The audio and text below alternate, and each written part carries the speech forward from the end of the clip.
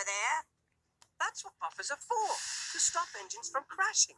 What are you doing in the sheds, James? I'm feeling a little blue, which isn't so hot when you're red. I was naughty, and Sir Topham Hatt told me to think about all the ways I could be really useful. Then I can come out again. He's just trying to make this a better railway for steam engines. Sir Topham Hatt says the harder we work, he'll need diesels to help. Help you? You'll always need help. Because steam engines are cowardly, cranky, worn-out hunks of metal who couldn't hurt a fly. No, we're not. Yes, you are. Aren't. Are?